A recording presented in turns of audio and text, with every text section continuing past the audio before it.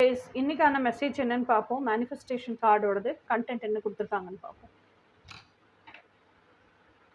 You are an eternal being. Take a look at the world around you. None of it can exist without you.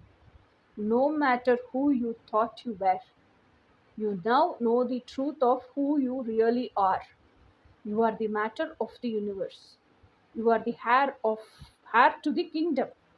You are the perfection of life. நம்மளெல்லாம் யாராவது இப்படி புகழ்ந்துருக்காங்களா? ஒரு card எந்த அளவுக்கு புகழ்ந்துருச்சு பாருங்க நம்மள. இனிமேலும் நம்ம இது தெரியாம இருந்தோம்னு வச்சுக்கோங்களேன், நம்மள மாதிரி முட்டாள் யாரும் கிடையாது. ஸோ அப்ப நீங்க யாரு? You are an eternal being. So இது நான் நிறைய இடத்துல சொல்லி கேள்விப்பட்டிருக்கேன், நானும் ரியலைஸ் பண்ணியிருக்கேன். we are all infinite beings having human experience.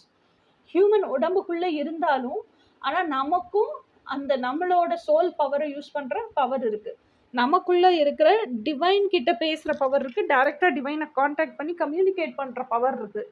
Okay, அவர்கிட்ட உட்காந்து புலம்புறது, அவர் சட்டையை பிடிச்சி சண்டை போடுறது, இதுக்கு எல்லாத்துக்குமே பவர் இருக்கு. Okay, that is all through your soul தான். Okay, so you are an eternal being. Eternal பீயிங்கிறதுனால தான் இதை அம்புட்டே செய்ய முடியுது.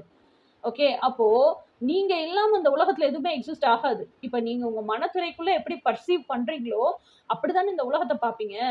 அப்ப நீங்களே இல்லை, உங்க மனத்திரையே இல்லைன்னா இந்த உலகமே இல்லை தானே. ஸோ அப்ப நீங்க இருக்கனாலதான் எத்தனையும் இருக்கு. ஓகேயா?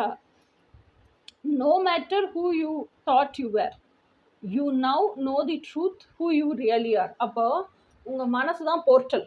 வெளியே எங்கெங்கயோ ஏதோ இந்த lines gate portal, 7-7 portal, 9-9 portal, இதெல்லாம் தேடாதீங்க.